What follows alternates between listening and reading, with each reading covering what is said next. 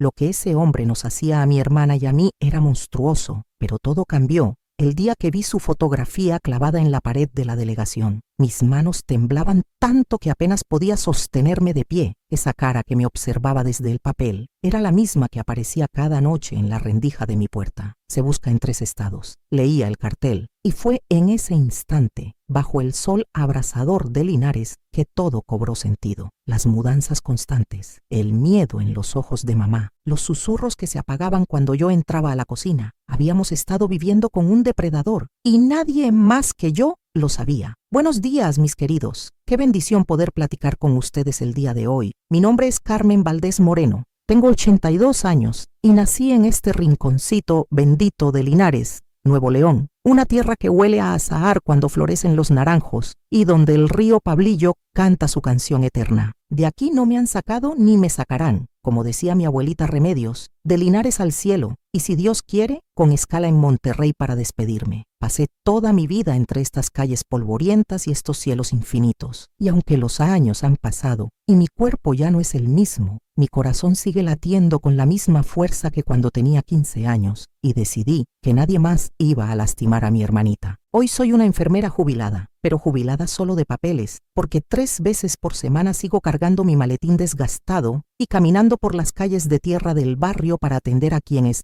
más lo necesitan. Los niños me ven llegar y corren a abrazarme. «Ahí viene doña Carmen con sus dulces», gritan, porque sí, siempre llevo caramelos de miel en los bolsillos, los mismos que mi abuela me daba cuando me portaba bien. Los ancianos me esperan sentados en sus sillas de mimbre, con esa sonrisa desdentada que ilumina más que cualquier luz eléctrica. Les tomo la presión, les cuento sus pastillas, les limpio las heridas que el tiempo y la pobreza dejan en cuerpos que ya han trabajado demasiado. ¿Saben por qué lo hago? Porque cuando has caminado por el infierno y logras salir viva, entiendes el valor de una mano extendida. Cuando has conocido el silencio que te ahoga, valoras cada palabra de consuelo. Cuando has sido invisible para el mundo, te vuelves incapaz de ignorar a quien sufre frente a ti. Estoy sentada en mi patio trasero, rodeada de mis plantas medicinales que cuido como si fueran mis hijas. Tengo albahaca morada, que huele a gloria, toronjil que calma hasta el corazón más angustiado, hierbabuena que refresca el alma, ruda para espantar las malas vibras, y sábila que cura lo que los doctores no pueden. Todas plantadas en latas de atún recicladas que pinto de amarillo, rosa mexicano y azul turquesa, porque después de tanta oscuridad, uno necesita color en la vida. El viento de la mañana mece las hojas y trae consigo el canto de los centzondles. Ese sonido me recuerda que estoy viva, que lo logré, que aquella niña aterrorizada que fui se convirtió en esta mujer que hoy les habla. Este patio, este jardín, esta paz que construí con mis propias manos sobre las cenizas de mi pasado, es mi mayor victoria. Si esta historia les está tocando el corazón, les pido que me ayuden dejando su like y suscribiéndose a este canal. Activen la campanita para que YouTube les avise cada vez que suba un nuevo video. Es muy importante para mí, porque durante décadas nadie quiso escuchar mi voz. Durante años grité en silencio y nadie vino a rescatarme. Hoy, cada suscripción me dice que mi historia importa, que mi dolor no fue en vano, que tal vez alguien en algún lugar del mundo está encontrando fuerzas en mis palabras. Y ustedes, mis queridos, cuéntenme en los comentarios, ¿desde dónde me están viendo? ¿Desde qué rincón de México o de Latinoamérica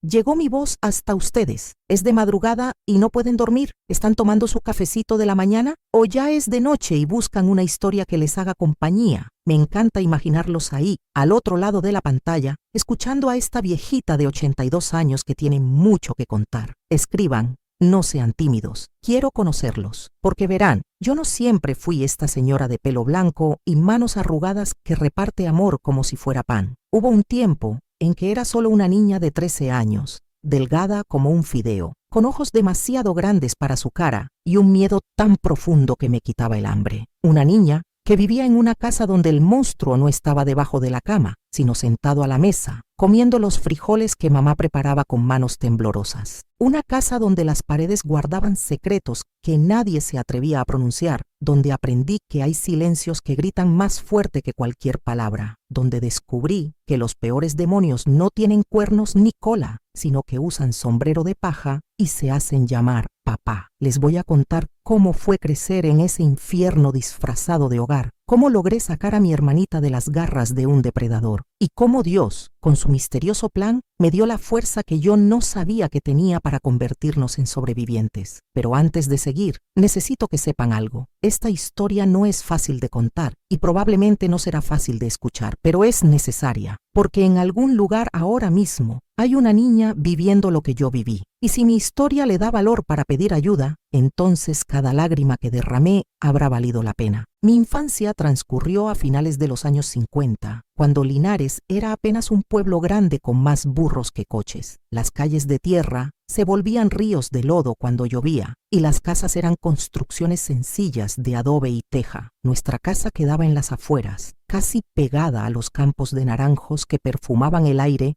en temporada de floración. Era una vivienda modesta de ladrillos rojos, con techo de lámina que sonaba como tambor cuando caía el granizo. Teníamos un patio amplio donde mamá sembraba calabazas, chayotes y quelites. En el fondo había un gallinero con una docena de gallinas criollas que ponían huevos color crema, y un chiquero donde criábamos un puerco para las fiestas de diciembre. Al lado de la cocina había un lavadero de piedra donde mamá tallaba la ropa hasta que le sangraban los nudillos, y un tinaco de cemento donde guardábamos agua para cuando se iba el servicio, que era seguido. El hombre al que yo llamaba padre se llamaba Rodrigo Maldonado Santos, aunque años después descubriría que ese ni siquiera era su verdadero nombre. Era vendedor ambulante, o eso decía él, alto, moreno, con ojos pequeños y hundidos que parecían estar siempre calculando algo. Usaba un sombrero tejano gastado y cargaba un maletín de piel que, según él, había pertenecido a su difunto padre. Salía temprano por las mañanas y desaparecía por días, a veces semanas enteras, visitando pueblos lejanos. Decía que iba a Villa de Santiago, a Hualahuises, a veces hasta Saltillo o Torreón. Cuando regresaba, traía dinero que aventaba sobre la mesa de la cocina con ese gesto de hombre importante que tanto le gustaba hacer. Pero también traía algo más, un olor extraño que yo no sabía identificar entonces, una mezcla de sudor rancio, alcohol barato y algo que años después reconocería como el olor del miedo ajeno. Y traía un humor que cambiaba sin aviso, como esas tormentas del desierto que te agarran desprevenido. Un momento estaba tranquilo, silbando alguna canción norteña. Al siguiente,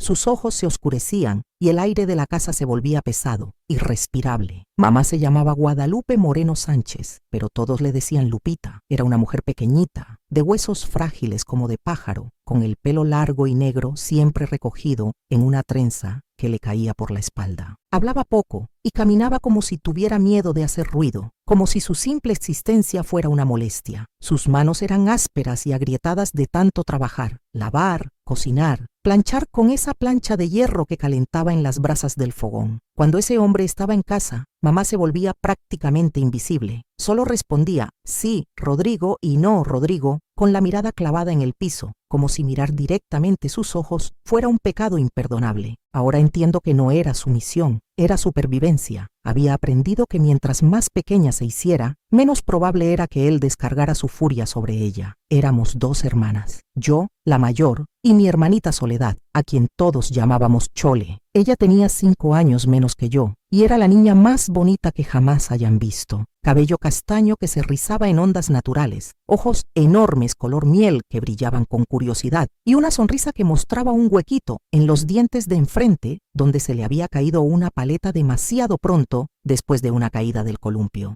Chole era inteligente como ella sola. Todo le causaba curiosidad. ¿Por qué el cielo se pone naranja cuando se mete el sol, Carmen? ¿Cómo es que las gallinas saben dónde poner los huevos? ¿Por qué papá nos mira así cuando cree que estamos dormidas? Esa última pregunta me la hizo solo una vez y yo le dije que no hiciera preguntas tontas. Pero la verdad es que yo también me lo preguntaba y la respuesta me aterraba demasiado como para pronunciarla en voz alta. Y si quieren saber cómo continúa esta historia, cómo logramos escapar y qué pasó con aquel hombre que nos robó la infancia, quédense conmigo hasta el final, porque lo que viene es algo que ninguna niña debería vivir, pero que muchas están viviendo ahora mismo mientras ustedes me escuchan. La escuela quedaba a casi 2 kilómetros de distancia, por un camino de terracería que se volvía intransitable cuando llovía. Teníamos que cruzar un arroyo que en temporada de lluvias se ponía tan bravo que podías ver árboles enteros siendo arrastrados por la corriente. La maestra, doña Petra Núñez, era una señora entrada en años que enseñaba a todos los grados en un solo salón. 30 niños de 6 a 14 años compartiendo el mismo espacio, las mismas bancas desvencijadas, el mismo pizarrón rayado, pero yo adoraba esa escuela. Era el único lugar donde podía ser solo Carmen, no la hija del vendedor ambulante, no la hermana mayor que tenía que cuidar todo el tiempo a Chole. Allí aprendí a leer con esos libros viejos de pasta dura que olían a humedad y a papel amarillento. Aprendí a hacer cuentas, a escribir con letra cursiva, a dibujar mapas de México identificando cada estado. Doña Petra decía que yo tenía cabeza para estudiar, que podría llegar lejos si seguía aplicándome. Pero la escuela era un lujo que no siempre podíamos darnos. Si ese hombre estaba en casa, generalmente nos quedábamos ayudando a mamá. Las mujeres tienen que aprender a ser buenas esposas, decía él con esa voz que no admitía réplica. Los libros no les van a enseñar a hacer tortillas ni a lavar ropa. Y nosotras obedecíamos porque habíamos aprendido que contradecirlo era como meter la mano en un panal de avispas. Nuestra rutina era simple y agotadora. Despertábamos antes de que cantara el gallo, cuando el cielo todavía estaba negro como boca de lobo. Mamá encendía el fogón de leña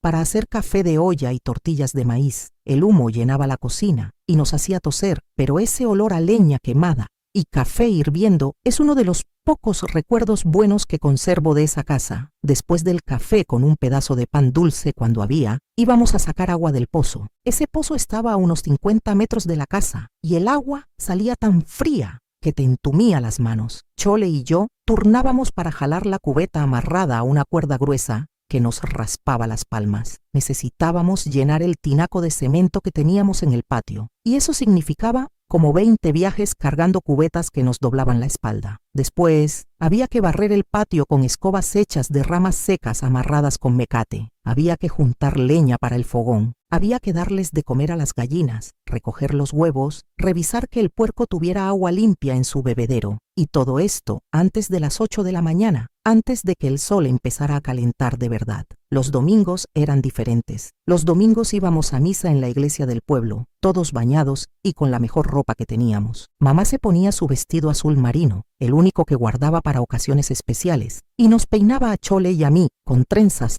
tan apretadas que nos jalaban los ojos. Yo odiaba esas trenzas, pero no me atrevía a quejarme. La iglesia era un edificio antiguo de cantera rosa con vitrales de colores que pintaban el piso cuando entraba el sol. Me gustaba sentarme en las bancas de madera pulida y escuchar al padre Eugenio hablar sobre el amor de Dios, sobre el perdón, sobre cómo todos éramos hijos amados. Me preguntaba si Dios sabía lo que pasaba en nuestra casa cuando se apagaban las luces. Me preguntaba si le importaba. Después de misa, mamá se quedaba un rato platicando con las otras señoras en el atrio. Doña Consuelo García, doña Hortensia Flores, doña Catalina Ibarra, todas ellas con sus rebozos y sus voces bajitas intercambiando recetas, chismes inocentes del pueblo, quejas sobre lo caro que estaba todo. Era el único momento en que veía a mamá sonreír, aunque fuera apenas un poquito, como si se hubiera olvidado por un instante del peso que cargaba. De regreso comprábamos pan dulce en la panadería de don Esteban, conchas,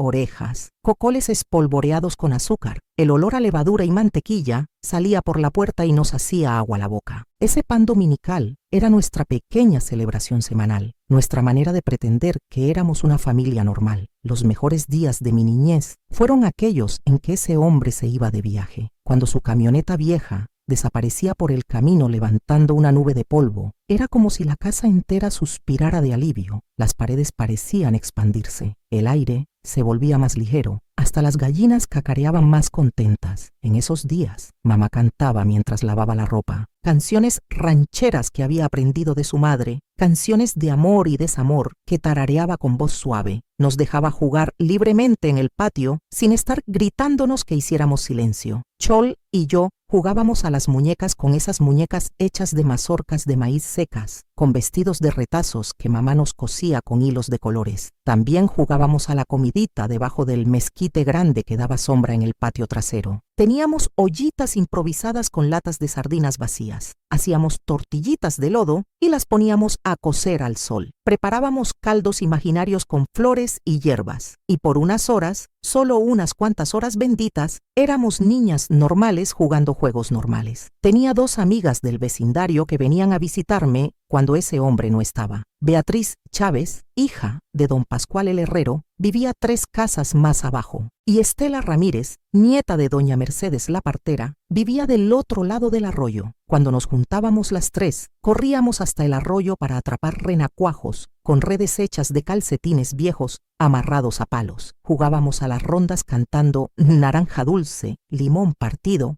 hasta que nos dolía la garganta de tanto reír. Pero esas alegrías siempre terminaban demasiado pronto, porque tarde o temprano la camioneta volvía a aparecer por el camino, y con ella regresaba el silencio pesado, las miradas de mamá al suelo, el nudo en mi estómago que no me dejaba comer. Las primeras señales de que algo no estaba bien en nuestra familia las noté cuando tenía como 7 años. Ese hombre regresó de un viaje más largo de lo usual, casi mes y medio fuera. Llegó de noche en un coche que no era el suyo, conducido por un tipo que no se bajó ni para saludarnos. Traía maletas diferentes a las que se había llevado y parecía nervioso, como animal acorralado. Una semana después nos mudamos, sin aviso previo, sin explicaciones. Empaquen solo lo necesario, ordenó una mañana. Para el mediodía ya estábamos en otra casa al otro lado de Linares, lejos de la escuela, lejos de mis amigas, lejos de todo lo conocido. La nueva casa era más pequeña, más oscura, al final de una calle sin salida donde no pasaba nadie. Mamá dijo que la casa era mejor, pero eso era mentira.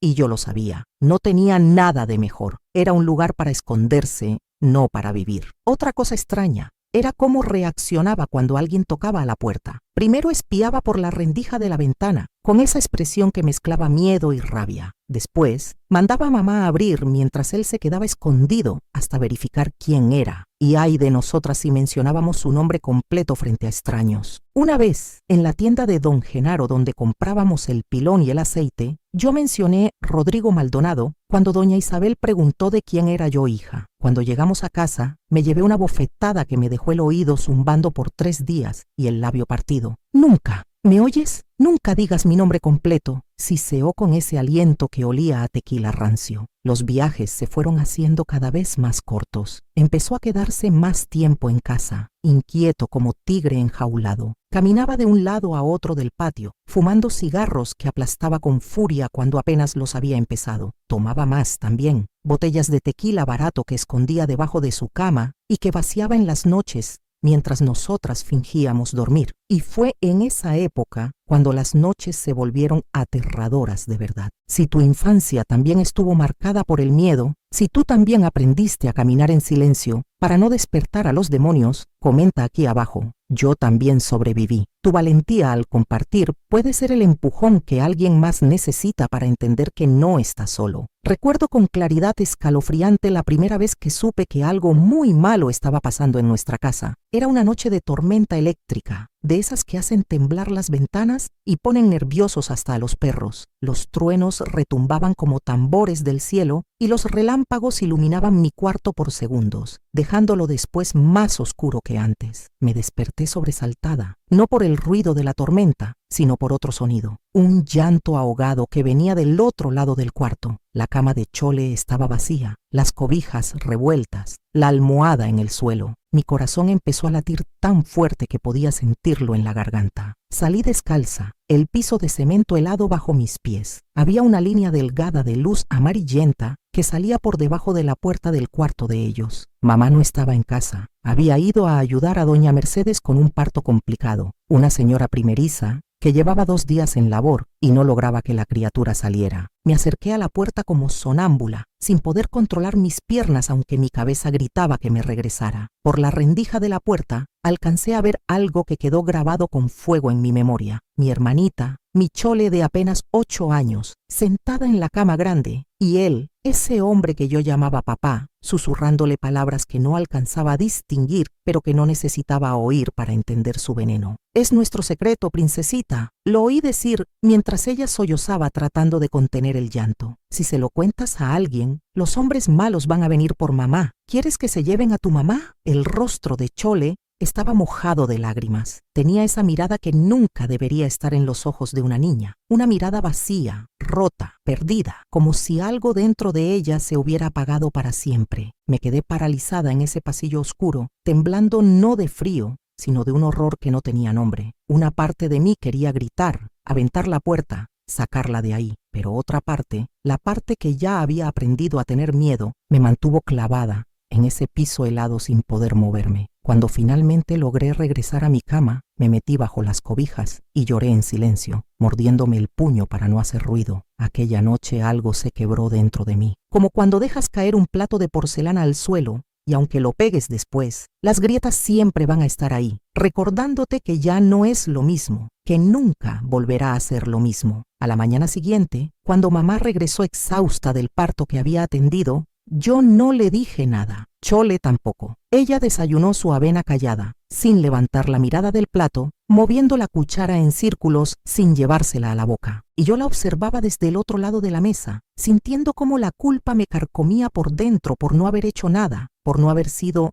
lo suficientemente valiente para protegerla. Ese día, me prometí a mí misma que nunca más dejaría que le pasara algo así. No sabía cómo iba a cumplir esa promesa, pero la hice. Una niña de 12 años prometiendo proteger a otra niña más pequeña de un monstruo adulto. Suena ridículo ahora que lo pienso, pero en ese momento era lo único que podía controlar, lo único que me hacía sentir que no estaba completamente indefensa. Con el tiempo fui entendiendo los patrones. Las noches en que él bebía eran las más peligrosas. Lo oía llegar tambaleándose, tropezándose con los muebles, maldiciendo en voz baja. El olor a tequila barato mezclado con sudor llegaba antes que él, anunciando su presencia como una advertencia. En esas noches, mamá nos mandaba directo al cuarto con una mirada que lo decía todo sin palabras. «Quédense quietecitas, por el amor de Dios», nos susurraba antes de cerrar la puerta. Pero las paredes de esa casa eran delgadas como papel y oíamos todo, los gritos, las acusaciones sin sentido, el sonido de cosas rompiéndose, los sollozos ahogados de mamá, tratando de no hacer más ruido del necesario. «Esta casa está llena de traidores, Guadalupe», lo oíamos gritar. «Todos me están vigilando, pero no me van a atrapar. Tengo ojos en todas partes, mujer». Después venía el sonido inconfundible de una bofetada, el grito ahogado de mamá, sus súplicas en voz baja. «Rodrigo, las niñas van a huir, por favor». Yo abrazaba a Chole con toda mi fuerza, tapándole los oídos con mis manos aunque eso no sirviera de mucho. Ella temblaba como pajarito caído del nido, enterrando su cara contra mi pecho. «Carmen, ¿por qué está así?», me preguntaba con voz quebrada. «¿Por qué nos odia tanto? ¿Cómo explicarle a una niña lo que yo misma no entendía? ¿Cómo decirle que el hombre que se suponía debía protegernos era exactamente de quien necesitábamos protección? Pero lo peor no eran esas noches de borrachera y violencia obvia. Lo peor eran las noches silenciosas, las noches en que todo estaba en calma, pero los pasos se acercaban por el pasillo, el chirrido inconfundible de nuestra puerta abriéndose despacio, como si él creyera que no lo íbamos a oír.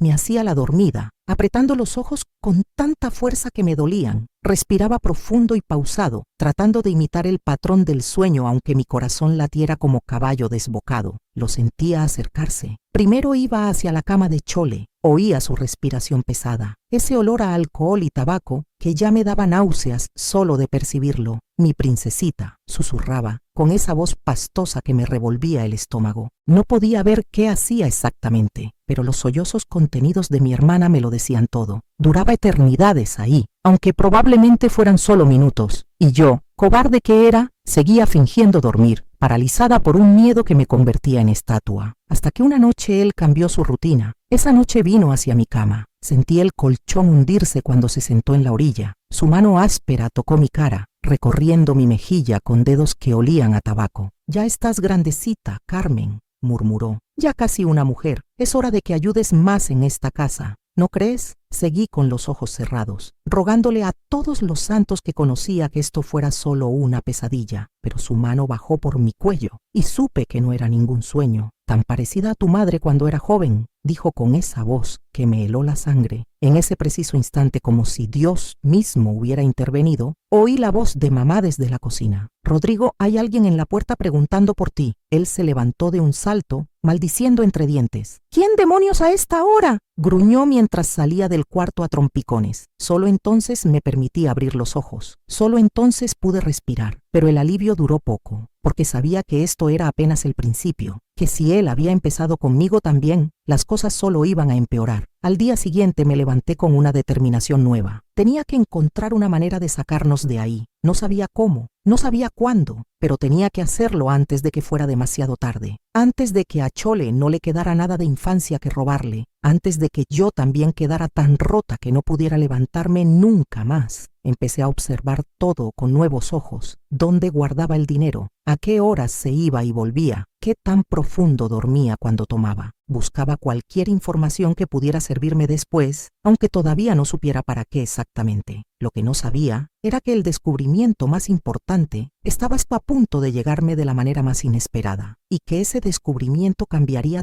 todo para siempre. Si tú también cargaste secretos que te pesaban como piedras, si también tuviste que ser adulta cuando apenas eras una niña, escribe en los comentarios, entiendo ese peso. A veces solo saber que alguien más comprende ese dolor ya es un paso hacia la sanación. Las semanas después de aquella noche fueron una agonía silenciosa. Ese hombre salió de viaje de emergencia, o eso dijo mamá. Va a estar fuera unos días, explicó sin mirarnos a los ojos. Tenía un moretón morado en el brazo izquierdo y un corte en el labio que intentaba esconder, bajando la cabeza cuando hablaba. Aquellos días sin él fueron como poder respirar después de estar ahogándote. Chole volvió a sonreír un poquito, aunque ya no era la misma sonrisa de antes. Ya no cantaba mientras jugaba con sus muñecas de mazorca. Ya no hacía esas preguntas curiosas que antes no paraban. Pero al menos podía jugar sin estar mirando constantemente hacia la puerta, sin sobresaltarse con cada ruido. Yo aproveché para volver a la escuela algunos días. Doña Petra comentó que estaba muy atrasada en los estudios, pero que si me aplicaba, podría recuperar el tiempo perdido. Tienes una mente privilegiada, Carmen, me dijo, mientras revisaba mis cuentas de multiplicación. No dejes que nada te quite eso. Si ella supiera que lo que amenazaba con quitármelo todo no era la flojera o la distracción, sino el infierno que vivía en mi propia casa. Fue en uno de esos trayectos de regreso de la escuela cuando todo cambió. El camino pasaba frente a la delegación municipal, un edificio pequeño de ladrillo con una placa desgastada que decía Autoridades de Linares. Normalmente no le prestaba atención, pero ese día había movimiento inusual. Varias personas se arremolinaban frente a un tablón de anuncios que habían colgado en la pared exterior. La curiosidad me ganó. Me acerqué empujando entre los adultos que murmuraban y señalaban. Y entonces lo vi. Un cartel nuevo con fotografías en blanco y negro de hombres buscados por la justicia. Se busca por delitos graves, decía el encabezado. Mi mundo se detuvo cuando vi la tercera fotografía de la segunda fila. Era él. No había duda posible. La misma mirada dura, el mismo mentón cuadrado, las mismas entradas en la frente que se le notaban cuando se quitaba el sombrero. Pero el nombre debajo de la foto no decía Rodrigo Maldonado Santos, decía Salvador Jiménez Castro, alias El Lobo, también conocido como Rodrigo Maldonado, Roberto Mendoza, Salvador Reyes, buscado por crímenes graves en Monterrey, Saltillo y Torreón, considerado altamente peligroso, recompensa por información que lleve a su captura. Las piernas se me volvieron gelatina. Tuve que sostenerme de la pared para no caerme. El ruido de las voces a mi alrededor se convirtió en un zumbido distante. Sentí que me faltaba el aire, como si alguien me hubiera apretado el pecho con una cuerda. ¿Estás bien, muchacha? Una voz me sacó del trance. Era don Julio Sánchez, el comisario del pueblo, un hombre de bigote grisáceo y ojos cansados que siempre andaba con su uniforme arrugado. ¿Te sientes mal? Pareces haber visto un fantasma. Yo solo tartamudeé sin poder formar palabras coherentes. Es bueno que los jóvenes vean estos carteles, continuó él, señalando las fotografías. Que sepan que hay gente peligrosa rondando por ahí. Este desgraciado aquí, señaló justamente la foto de ese hombre. es de los peores. Se aprovecha de familias humildes, se gana su confianza haciéndose pasar por vendedor honesto y después se detuvo, mirándome como si evaluara cuánto debía decirle a una niña de mi edad. ¿Y después qué? Pregunté con voz temblorosa que no reconocí como mía. Don Julio suspiró pesadamente. Cosas malas, muchacha, muy malas, con mujeres y niños. No voy a entrar en detalles que no son para tus oídos, pero si llegas a ver a alguien parecido a cualquiera de estos tipos, corres y me avisas. ¿Entendido? No te acercas, solo vienes y me buscas. Asentí sin poder pronunciar palabra. Después salí caminando de ahí con pasos de robot, mis piernas moviéndose por pura memoria muscular, porque mi mente estaba en otro lugar completamente. Todo tenía sentido ahora, las mudanzas repentinas, el miedo cuando tocaban a la puerta, la prohibición de mencionar su nombre completo, los diferentes apellidos. No estábamos viviendo con un padre difícil o un esposo violento, estábamos viviendo con un criminal prófugo, un depredador buscado en 3 ciudades. No fui a casa directamente, no podía. Me senté bajo un mezquite a la orilla del pueblo y lloré hasta que no me quedaron más lágrimas. Lloré por Chole, lloré por mamá, lloré por mí y lloré por todas las otras niñas que probablemente habían sufrido en manos de ese monstruo antes de que llegara a nosotras. Cuando finalmente llegué a casa, ya había oscurecido. Mamá estaba en la cocina amasando masa para pan, con las manos llenas de harina y esa expresión ausente que se ponía cuando quería escapar de la realidad sin irse físicamente de la casa. Mamá, dije con voz que apenas salió como susurro, necesito contarte algo. Ella se tensó inmediatamente, las manos congelándose a mitad del movimiento. ¿Qué pasó, Carmen? ¿Te pasó algo en la escuela? Vi a papá, empecé, y ella palideció. Lo vi en un cartel en la delegación, pero no decía Rodrigo Maldonado, decía Salvador Jiménez. Dice que es buscado, mamá, que hizo cosas malas en otras ciudades. El silencio que siguió fue ensordecedor. Mamá me miraba fijamente con ojos que se iban llenando de lágrimas. Sus manos empezaron a temblar, dejando caer harina al suelo en pequeñas nubes blancas. Estás inventando historias, niña, dijo finalmente, pero su voz no tenía convicción. Ve a lavarte esa boca con jabón por andar diciendo mentiras. No es mentira, mamá. Vi el cartel. Él no es quien dice ser. Y lo que nos hace a nosotras, a Chole, mi voz se quebró. Eso tampoco está bien, ¿verdad? Usted lo sabe. Mamá cruzó la cocina en 3 pasos y me dio una bofetada que me hizo girar la cabeza. El ardor en la mejilla era nada comparado con el dolor de ver la desesperación en sus ojos. Nunca más repitas eso, siseó entre dientes, agarrándome de los hombros con fuerza. ¿Me oyes? Nunca más. Si él se entera de que andas metiéndote con gente de la delegación, nos va a matar a todas. ¿Eso quieres? Pero mamá, él es un criminal. Podemos denunciarlo, ¿Podemos qué? Me interrumpió con una risa amarga que daba miedo. ¿Crees que alguien nos va a creer? ¿Crees que alguien va a protegernos? Sin él, no tenemos nada. Sin él nos morimos de hambre en la calle. Se arrodilló frente a mí, todavía sosteniendo mis brazos con manos que temblaban. Sus ojos estaban rojos, llenos de lágrimas que no se permitía derramar. Escúchame bien, Carmen Valdés. Lo que pasó antes de que él llegara a nuestras vidas no nos incumbe. Lo único que importa es que tenemos un techo sobre nuestras cabezas y comida en la mesa. ¿Entiendes? Pero en sus ojos vi algo más allá del miedo. Vi complicidad, vi resignación. Vi a una mujer que había decidido sacrificar la seguridad de sus hijas por un plato de frijoles y un techo que ni siquiera era nuestro. ¿Y Chole? Pregunté con voz quebrada. ¿Qué pasa con lo que él le hace a Chole? ¿Con lo que me iba a hacer a mí? Mamá cerró los ojos como si esas palabras le causaran dolor físico. Cuando los abrió, ya no quedaba nada en ellos, solo un vacío profundo y aterrador. Sobrevivimos, dijo simplemente. Hacemos lo que tenemos que hacer para sobrevivir. Algún día lo vas a entender. Me soltó y regresó a su masa, amasando con movimientos mecánicos, como si nuestra conversación nunca hubiera existido. Yo me quedé parada en medio de la cocina, sintiendo cómo algo fundamental se rompía dentro de mí. En ese momento supe 3 cosas con claridad absoluta. Primera, mamá no nos iba a ayudar. Segunda, si queríamos salir de esto, tendría que ser yo quien encontrara el camino. Y tercera, ese camino tendría que ser pronto, porque el tiempo se nos estaba acabando. Esa noche, acostada en mi cama mientras Chole dormía inquieta a mi lado, tomé una decisión. No podía confiar en los adultos, no podía esperar que alguien viniera a rescatarnos.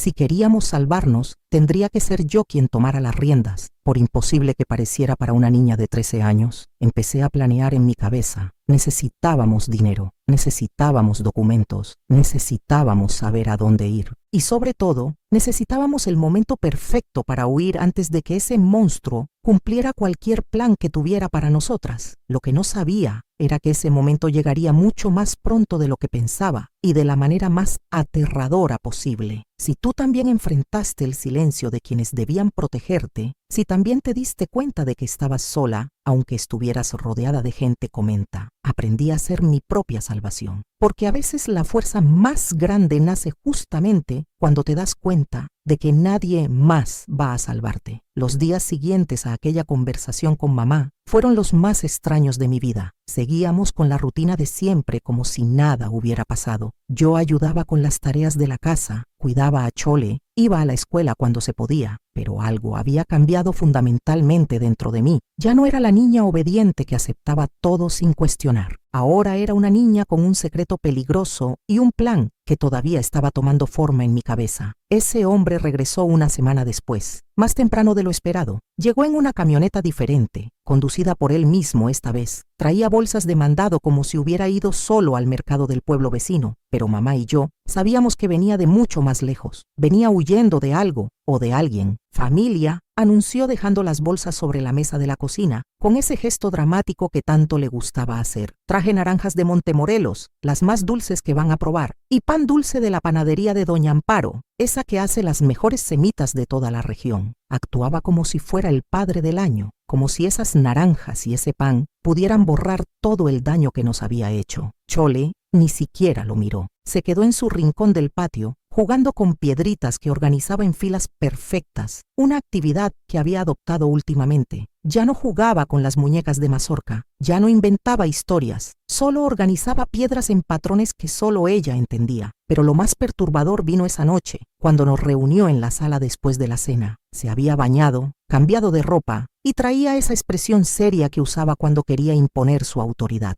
Familia, he estado pensando, comenzó, sentándose en su silla favorita, mientras nosotras tres nos acomodábamos en el sofá desgastado. Nos hemos alejado de Dios, y cuando una familia se aleja de Dios, el diablo encuentra maneras de meterse. Por eso han estado pasando cosas malas últimamente. Miré a mamá de reojo. Ella tenía la vista clavada en sus manos, los dedos entrelazados con tanta fuerza que los nudillos se le habían puesto blancos. A partir de ahora, continuó él, vamos a tener devocionales todas las noches, vamos a leer la Biblia, vamos a orar juntos, vamos a pedirle a Dios que limpie esta casa de toda maldad. Hizo una pausa, mirándome directamente a mí, porque la maldad no siempre viene de afuera, a veces está dentro de nosotros mismos, en nuestros pensamientos impuros, en nuestras desobediencias. Así comenzó una nueva fase del infierno que vivíamos. Todas las noches, después de cenar, teníamos que sentarnos en círculo en la sala, mientras él leía pasajes de la Biblia que había conseguido de quién sabe dónde, pero no leía cualquier pasaje. Elegía cuidadosamente aquellos que hablaban de obediencia, de sumisión, de castigos divinos para los desobedientes. Hijos, obedeced a vuestros padres en todo, porque esto agrada al Señor, leía con voz solemne. Después nos miraba fijamente, especialmente a Chole y a mí. ¿Escucharon eso? Dios ordena que los hijos obedezcan en todo. No dice en algunas cosas, dice en todo. Otra noche leyó sobre Sodoma y Gomorra, sobre cómo Dios castigaba a las ciudades llenas de pecado. Así castiga Dios a quienes se rebelan contra el orden natural de las cosas. Explicaba, a quienes no respetan la autoridad que Él ha puesto sobre ellos. El fuego y el azufre, eso es lo que les espera a los rebeldes. Pero lo peor venía después de las lecturas, cuando nos hacía arrodillarnos para orar. Vamos a confesar nuestros pecados, ordenaba. Dios lo sabe todo, no le pueden mentir. Confiesen si han tenido pensamientos malos, si han desobedecido, si han hablado mal de esta familia con gente de afuera. Yo apretaba los ojos con fuerza, rogando que esto terminara pronto, pero él no se conformaba con el silencio. Se acercaba a Chole, le ponía la mano en la cabeza de una manera que parecía bendición, pero que yo sabía que era amenaza. ¿Has sido buena, princesita? ¿Has guardado los secretos de nuestra familia como Dios ordena? Porque delatar a tu propia familia es pecado mortal.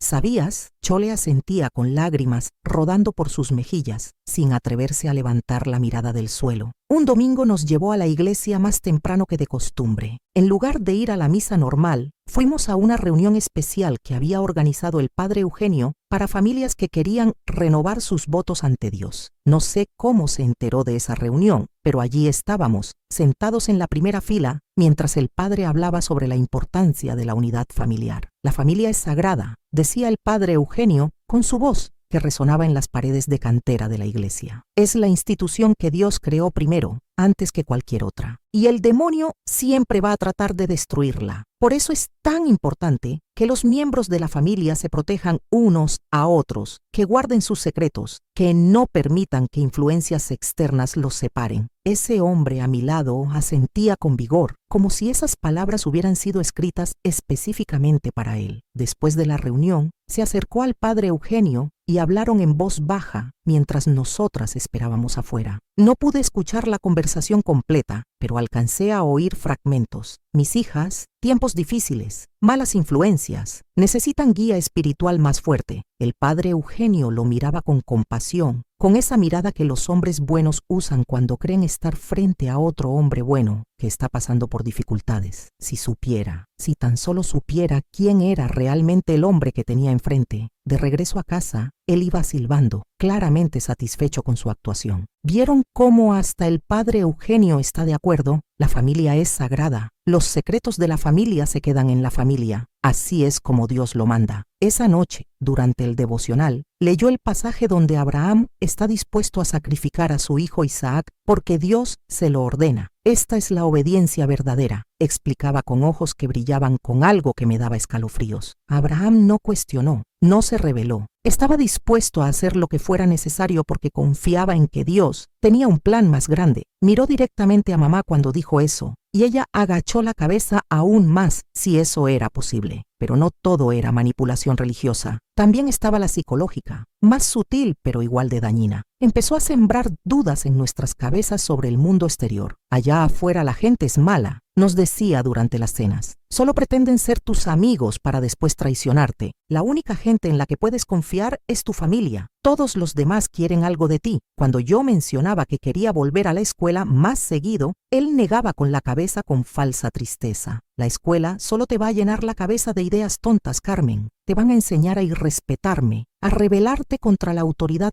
que Dios me dio sobre esta familia. ¿Eso es lo que quieres? ¿Convertirte en una de esas muchachas rebeldes que terminan mal? Con Chole era aún más directo. Nadie te va a creer si cuentas nuestros secretos, princesita. Van a decir que estás loca, que inventas historias. Y cuando eso pase, van a venir los doctores y te van a llevar a un lugar horrible donde atan a los niños locos a las camas. ¿Quieres eso? La pobre Chole se quedaba temblando, negando vigorosamente con la cabeza. También empezó a controlar cada aspecto de nuestras vidas con más intensidad. Ya no podíamos salir al patio sin avisarle. No podíamos hablar con los vecinos. Cuando doña Beatriz, de la casa de al lado, venía a pedir sal prestada, él nos hacía quedar adentro mientras mamá atendía en la puerta. Y después le preguntaba a mamá exactamente qué habían hablado. Instaló un candado nuevo en la puerta principal. La llave la guardaba en su bolsillo todo el tiempo y por las noches la ponía debajo de su almohada. Éramos prisioneras en nuestra propia casa, aunque nadie de afuera lo supiera. Una noche, después del devocional, cuando mamá y Chole ya se habían ido a dormir, me llamó para que me quedara. Mi corazón empezó a latir como tambor de guerra. «Siéntate, Carmen», ordenó señalando el sofá. Se sentó junto a mí, demasiado cerca. «Sé que viste algo en la delegación la semana pasada. Tu madre me lo contó». El mundo se detuvo. Mamá nos había traicionado. «Quiero que entiendas algo», continuó con voz peligrosamente calmada. «Lo que viste allí, esos carteles, esas acusaciones, son mentiras de gente que me tiene envidia, gente mala que no puede soportar ver a una familia feliz como la nuestra. ¿Entiendes?». No respondí, no podía. «Yo he cometido errores en el pasado, no lo niego»,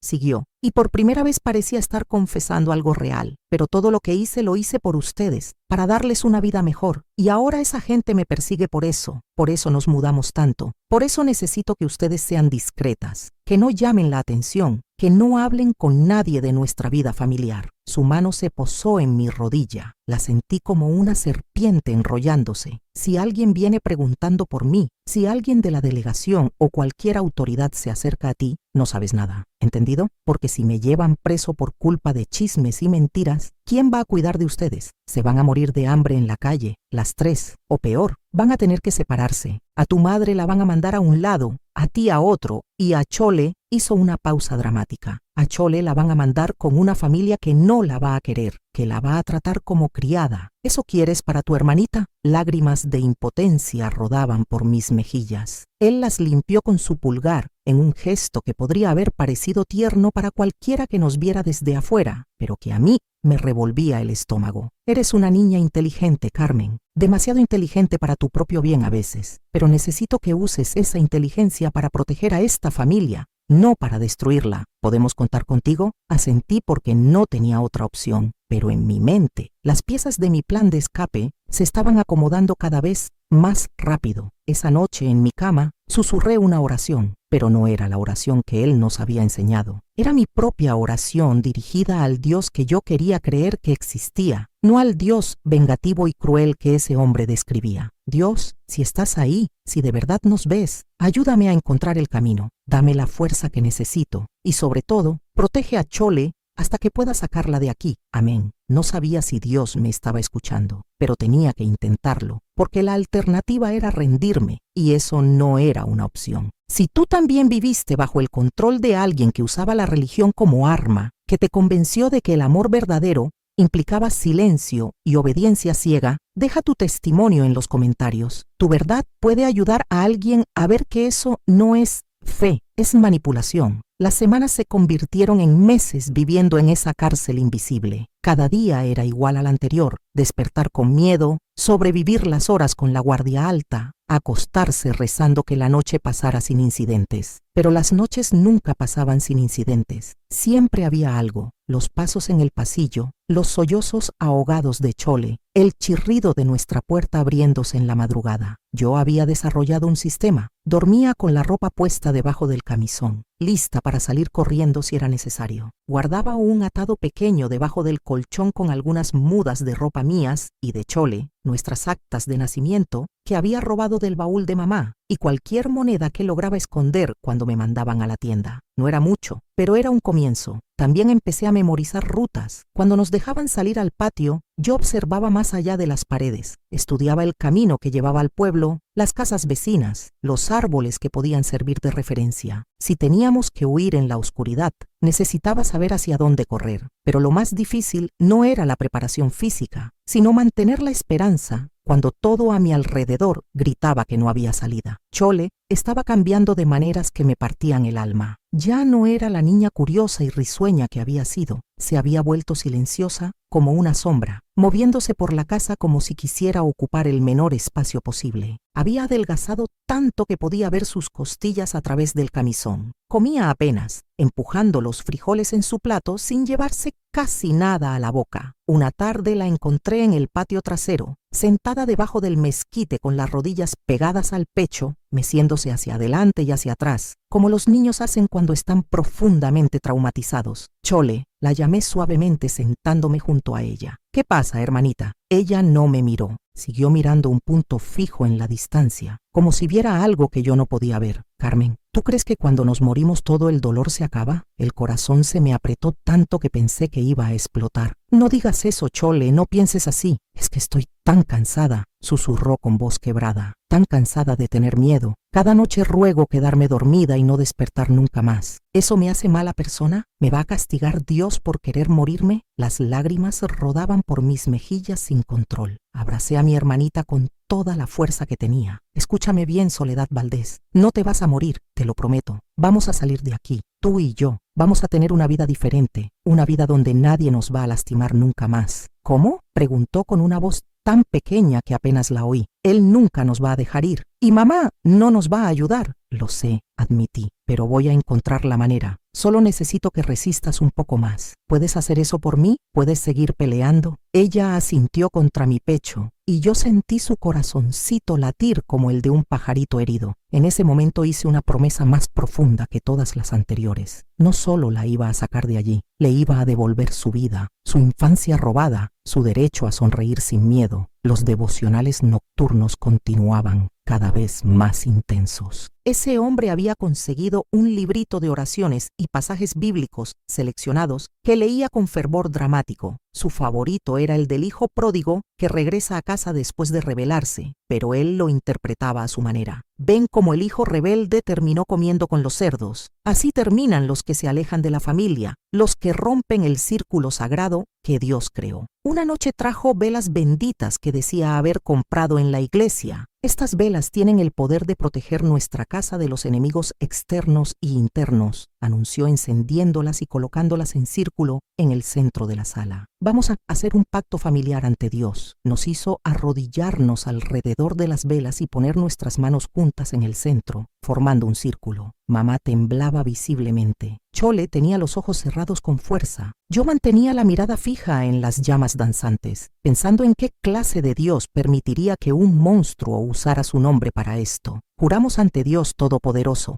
comenzó él con voz solemne, que los secretos de esta familia permanecerán en esta familia, que ningún miembro traicionará a los demás, que permaneceremos unidos contra cualquier amenaza externa, y que si alguno rompe este juramento sagrado, hizo una pausa dramática, apretando nuestras manos con fuerza hasta que dolió. Sufrirá las consecuencias tanto en esta vida como en la siguiente. Amén. Amén, murmuró mamá automáticamente. Chole sollozaba en silencio, las lágrimas cayendo sobre nuestras manos entrelazadas. Yo dije, amén, pero era mentira. En mi corazón estaba diciendo todo lo contrario. Estaba jurando romper ese círculo maldito, costara lo que costara. Los días se arrastraban con una lentitud dolorosa. Ese hombre ya casi no salía. Decía que el negocio estaba mal, que las cosas estaban difíciles, pero yo sabía la verdad. Tenía miedo de salir, miedo de ser reconocido, miedo de que lo atraparan. Y ese miedo lo ponía más peligroso, más impredecible. Empezó a tomar más. Las botellas de tequila vacías se acumulaban debajo de su cama. Por las tardes ya andaba tambaleándose, con los ojos vidriosos y la lengua pastosa. Y cuando tomaba, se volvía más violento con mamá, más descuidado con sus visitas nocturnas a nuestro cuarto. Una noche llegó tan borracho que apenas podía caminar derecho. Mamá intentó ayudarlo a acostarse, pero él la aventó contra la pared. Oímos el golpe sordo de su cuerpo impactando, su grito ahogado de dolor. Inútil, le gritaba. Todas ustedes son inútiles. Me tienen atrapado en este pueblo miserable,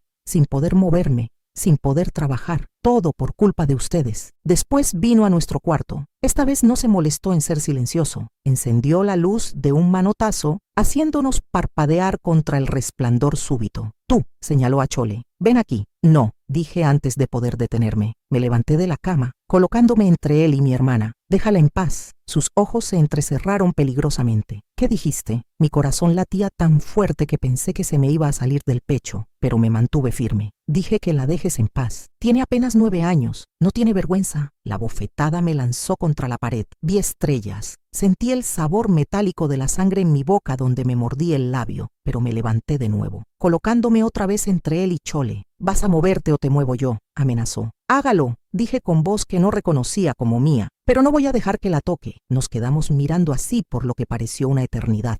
Entonces, para mi sorpresa, él retrocedió. Están locas las dos, murmuró. Completamente locas. Salió del cuarto dando tumbos, maldiciendo en voz baja. Me dejé caer en el suelo, temblando de pies a cabeza. Chole corrió hacia mí, abrazándome con todas sus fuerzas. Casi te mata, Carmen. Casi te mata por mi culpa. No fue tu culpa, le aseguré, aunque mi labio hinchado hacía difícil hablar. Nada de esto es tu culpa, y él no te va a volver a tocar, te lo juro. Pero sabía que esa noche había cruzado una línea, que ahora él me veía no solo como una posesión, sino como una amenaza. Y eso significaba que nuestro tiempo se estaba acabando más rápido de lo que pensaba. Al día siguiente, mientras él dormía la borrachera, me arriesgué a hacer algo que había estado planeando por semanas. Fui al baúl donde guardaba sus cosas y busqué su escondite secreto. Sabía que guardaba dinero en algún lado, Había visto cómo contaba billetes a veces cuando creía que nadie lo veía. Lo encontré cosido dentro del forro de su maletín de cuero. No tomé todo, eso hubiera sido demasiado obvio. Tomé algunos billetes de en medio del fajo, suficiente para ayudarnos, pero no tanto como para que notara la diferencia de inmediato. También encontré algo más. Documentos con diferentes nombres, identificaciones falsas con su foto pero apellidos distintos. Salvador Jiménez Castro, Roberto Méndez Gutiérrez, Rodrigo Maldonado Santos. Cada identidad venía con una historia inventada, una vida falsa construida sobre mentiras. Este hombre era un fantasma, pasando de ciudad en ciudad,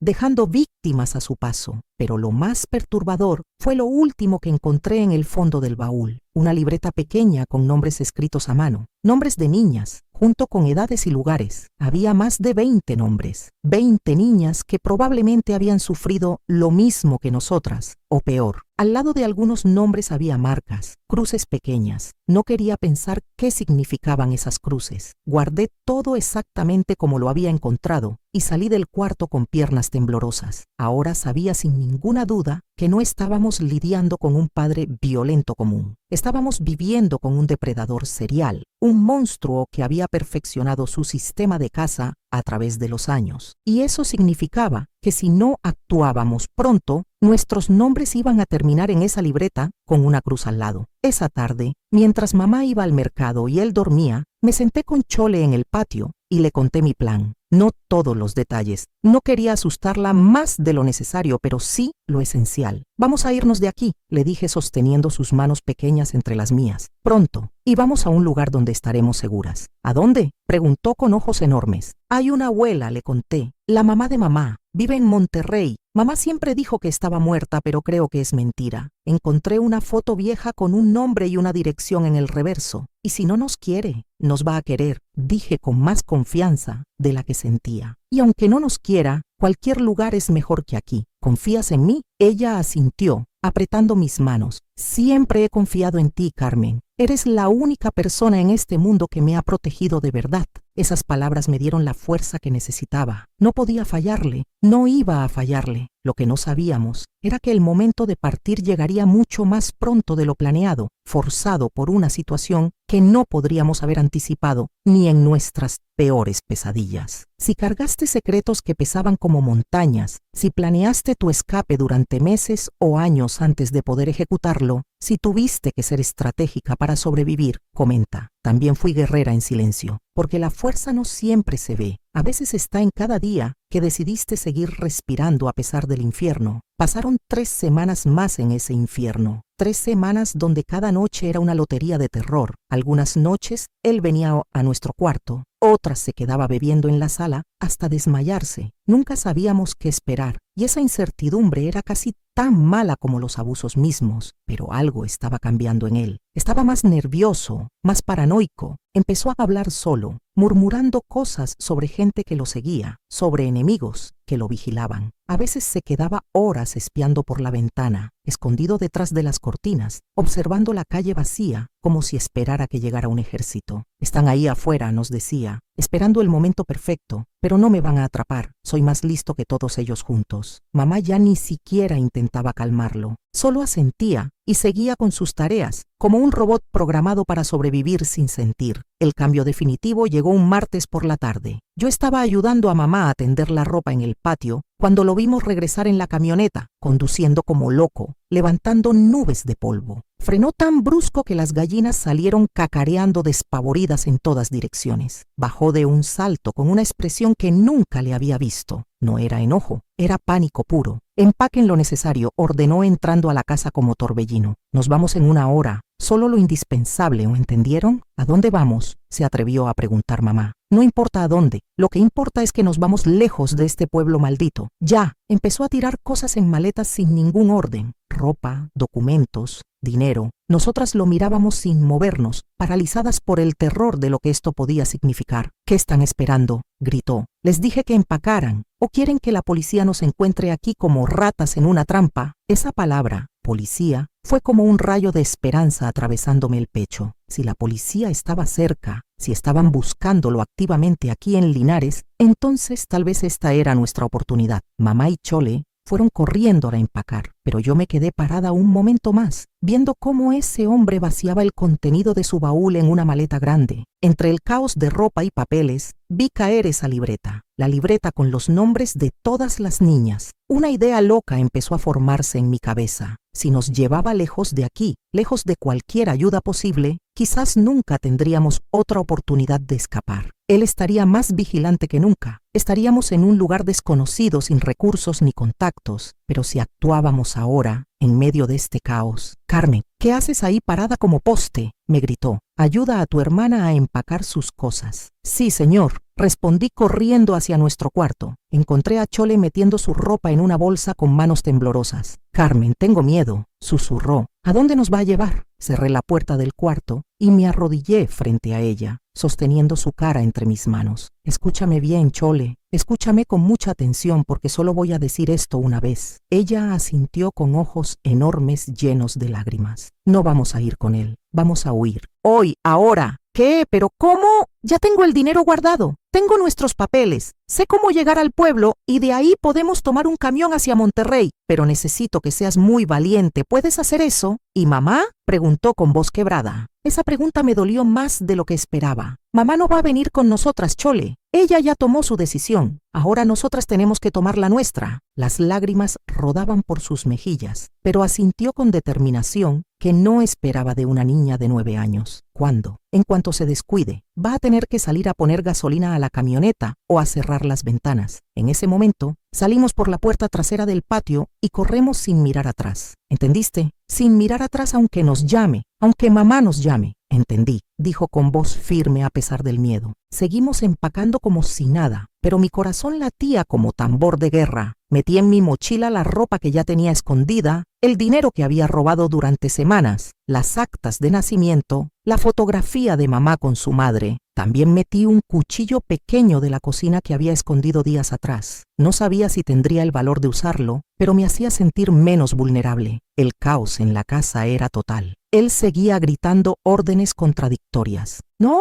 no empaquen eso. Dejen la ropa vieja. Solo lo que realmente necesitamos. Estaba sudando a mares a pesar de que no hacía tanto calor. Sus manos temblaban cuando trataba de cerrar las maletas. Mamá iba de un lado a otro como alma en pena, obedeciendo órdenes sin pensar. En un momento nuestras miradas se cruzaron. Había algo en sus ojos, algo que parecía una disculpa silenciosa, o tal vez una despedida, como si supiera lo que yo estaba planeando. Voy a revisar que la camioneta tenga suficiente gasolina, anunció él finalmente. Guadalupe, termina de empacar la comida que podamos llevar. Carmen, ayúdala. Y Chole, tú vigila que no se nos olvide nada importante. En cuanto salió por la puerta principal, supe que era ahora o nunca. Mamá, la llamé en voz baja. Ella se volvió hacia mí. Nos vamos a ir. Su rostro palideció. Carmen, no. Sí, mamá. Y usted no va a detenernos. Déjenos ir. Es lo único bueno que puede hacer por nosotras ahora. Las lágrimas empezaron a rodar por sus mejillas, pero no dijo nada. Solo se quedó allí parada, con un paquete de tortillas en las manos, mirándome como si me viera por primera vez. Tomé la mano de Chole. Ahora, susurré. Salimos por la puerta trasera del patio, la que daba al campo de naranjos que separaba nuestra casa del camino. Mi mochila golpeaba contra mi espalda con cada paso. Chole corría a mi lado, su manita apretando la mía con fuerza. Escuché su voz gritando desde la casa. ¿Dónde están? Guadalupe, ¿dónde están las niñas? ¡Corre!, le grité a Chole. ¡No pares de correr! Atravesamos los naranjos, las ramas rasguñándonos la cara y los brazos. Detrás de nosotras, los gritos se hacían más fuertes, más desesperados. Oí el motor de la camioneta encenderse. Mi mente trabajaba a 1000 por hora. No podíamos ir por el camino principal. Nos alcanzaría en segundos con la camioneta. Teníamos que ir por el arroyo, por donde los vehículos no podían pasar. Por aquí, jalé a Chole hacia la izquierda, donde el terreno descendía hacia el cauce seco del arroyo. Bajamos resbalándonos, cayendo, levantándonos, siguiendo adelante. Mis pulmones ardían, las piernas me pesaban como plomo, pero seguía corriendo porque sabía que detenerse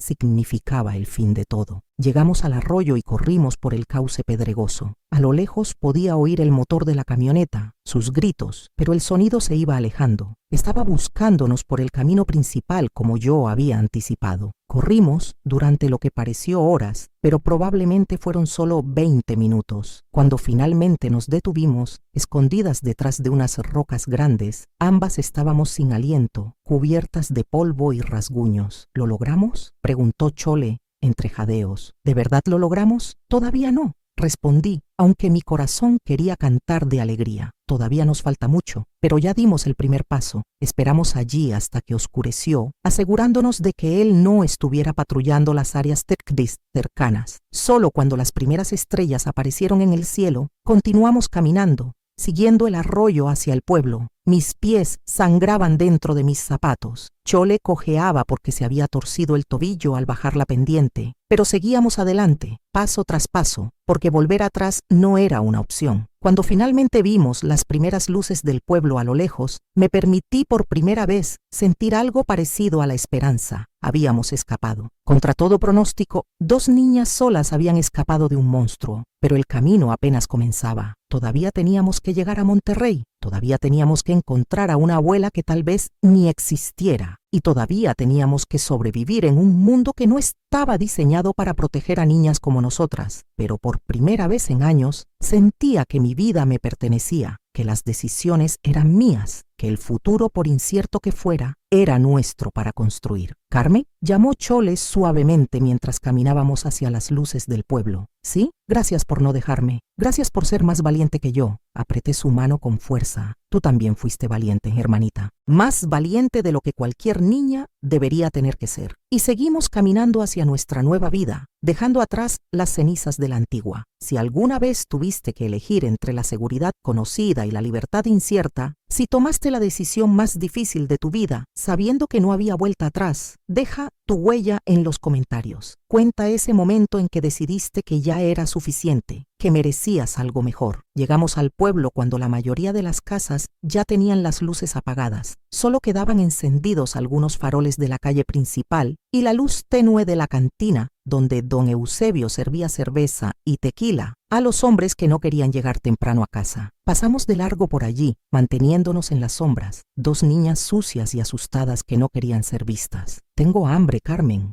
susurró Chole. No habíamos comido nada desde el desayuno, y eso había sido hace casi 12 horas. «Yo también, hermanita, pero tenemos que esperar hasta mañana. Ahora necesitamos un lugar donde pasar la noche». Recordé entonces la panadería de don Eusebio. Bueno, no la panadería en sí, sino el almacén que tenía en la parte de atrás, donde guardaba los sacos de harina y las charolas. Una vez, cuando era más pequeña, me había escondido allí jugando a las escondidas con Beatriz y Estela. La puerta nunca tenía candado porque don Eusebio decía que en Linares nadie robaba. Guié a Chole por el callejón trasero hasta encontrar el almacén. La puerta cedió con un chirrido suave cuando empujé. Adentro olía a levadura y harina, un olor que me recordó tiempos más simples, cuando lo único que me preocupaba era si habría conchas de chocolate en la panadería del domingo. «Aquí vamos a dormir», le dije a Chol, cerrando la puerta detrás de nosotras. Era un espacio pequeño y oscuro, pero nos sentíamos más seguras que en cualquier otro lugar. Acomodamos unos sacos de harina como almohadas y nos acurrucamos juntas, compartiendo el calor de nuestros cuerpos. Chole se quedó dormida casi inmediatamente, exhausta del terror y el esfuerzo físico del día, pero yo no podía dormir. Cada ruido me sobresaltaba, cada sombra que se movía contra la ventanita del almacén me hacía saltar, pensando que era él que nos había encontrado. Me quedé despierta toda la noche abrazando a mi hermana, haciendo planes en mi cabeza. Teníamos que salir de Linares antes del amanecer, antes de que la gente empezara a moverse por las calles. En un pueblo pequeño como este, 2 niñas solas llamarían la atención inmediatamente. Y si él estaba preguntando por nosotras, ofreciendo recompensas, alguien nos entregaría sin pensarlo 2 veces. Cuando el cielo empezó a aclararse con los primeros rayos del alba, desperté a Chole suavemente. «Es hora de irnos, hermanita». Salimos del almacén con cuidado, verificando que no hubiera nadie en el callejón. Las calles estaban vacías, excepto por algunos perros callejeros que buscaban comida en la basura. Caminamos rápido hacia la carretera que salía del pueblo, la que llevaba hacia Montemorelos y de allí a Monterrey. El problema era que ningún camión pasaba tan temprano. Tendríamos que esperar y esperar significaba ser visibles.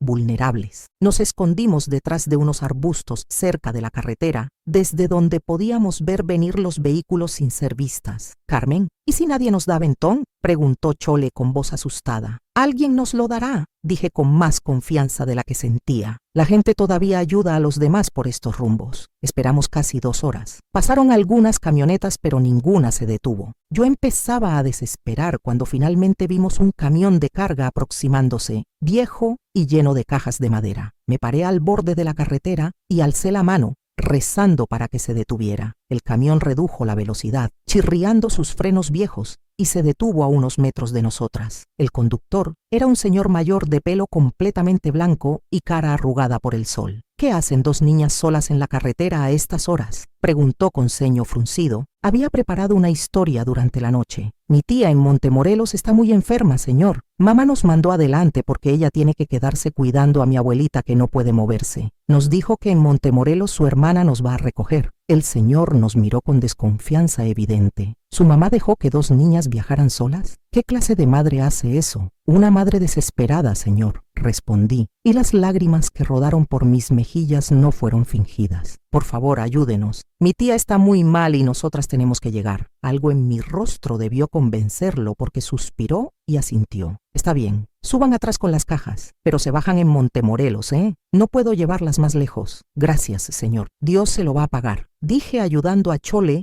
a subir a la parte trasera del camión. Nos acomodamos entre cajas de naranjas que llenaban el aire con su aroma dulce. Cuando el camión arrancó y Linares empezó a desaparecer en la distancia, sentí que podía respirar por primera vez en horas. Habíamos dado el segundo paso. Ya no estábamos en el pueblo donde él podría encontrarnos fácilmente. El viaje a Montemorelos duró casi 1 hora por esos caminos llenos de baches. Chole se mareó con el movimiento y vomitó sobre las cajas, pero el señor no se enojó cuando se dio cuenta. Solo nos dio un trapo viejo para limpiar y una botella de agua que llevaba en la cabina. «Tomen», dijo cuando llegamos a Montemorelos, «y tengan cuidado. El mundo no es amable con las niñas solas». Nos bajamos en la plaza central de Montemorelos, un pueblo más grande que Linares, pero todavía pequeño comparado con lo que nos esperaba. Aquí necesitábamos encontrar transporte hacia Monterrey, pero eso requería dinero para pasajes de autobús. Conté el dinero que había robado durante semanas. Teníamos suficiente para 2 pasajes, pero apenas nos quedaría algo para comer. Tendría que ser suficiente. La central de autobuses era un edificio modesto con una taquilla donde una señora gorda comía tacos mientras vendía boletos. 2 boletos para Monterrey, pedí tratando de sonar más mayor de lo que era. «¿Dónde están sus padres?», preguntó la señora sin siquiera levantar la vista de sus tacos. «En Monterrey, señora. Nos están esperando. Venimos de visitar a nuestra abuela en Linares y ahora tenemos que regresar». Ella nos miró por encima de sus lentes con sospecha, pero finalmente se encogió de hombros. «No es mi problema, son 80 pesos. Le entregué el dinero con manos temblorosas. Ella nos dio 2 boletos arrugados. «El autobús sale en media hora. Anden, siéntense allá a esperar». Nos sentamos en una banca de madera gastada, rodeadas de personas que nos miraban con curiosidad. Una señora con un bebé en brazos nos sonrió con lástima. Un hombre con sombrero de vaquero nos observaba con ojos que no me gustaron nada. «Carmen, ese señor nos está mirando raro», susurró Chole. «No lo veas», le dije. «Y si se acerca te quedas pegada a mí, ¿entendiste?». Por suerte el autobús llegó antes de que el hombre hiciera algo. Era un vehículo viejo y destartalado, con asientos de plástico roto y ventanas que no cerraban bien, pero era nuestro pasaje hacia la libertad. Subimos y buscamos 2 asientos en la parte de atrás, donde podíamos vigilar a todos los demás pasajeros. El autobús se fue llenando con gente de todo tipo. Señoras con canastas de comida, hombres que iban a buscar trabajo en la ciudad, vendedores ambulantes con sus mercancías. Cuando el autobús finalmente arrancó, dejando Montemorelos atrás, Chole apoyó su cabeza en mi hombro. «¿De verdad vamos a estar bien, Carmen?». «Vamos a estar bien», prometí, aunque no tenía idea si era verdad. «Vamos a encontrar a la abuela y ella nos va a cuidar. Vas a poder ir a la escuela todos los días. Vas a hacer amigas. Vas a ser una niña normal, como debiste ser siempre». «¿Y tú?», preguntó con ojos somnolientos. «¿Tú también vas a poder ser normal?». La pregunta me golpeó más fuerte de lo que esperaba. ¿Yo? ¿Algún día podría ser normal después de todo lo que había visto? ¿Después de todo lo que había vivido? ¿Algún día podría dormir sin pesadillas? sin escuchar esos pasos en el pasillo, sin sentir esas manos sobre mí. Yo voy a estar bien mientras tú estés bien, respondí, porque era la única verdad que conocía. El viaje a Monterrey duró casi 3 horas. Chole durmió la mayor parte del tiempo, exhausta física y emocionalmente. Yo me quedé despierta, mirando por la ventana sucia cómo el paisaje iba cambiando de campos de naranjos a montañas áridas, de pueblitos pequeños a poblaciones cada vez más grandes. Cuando finalmente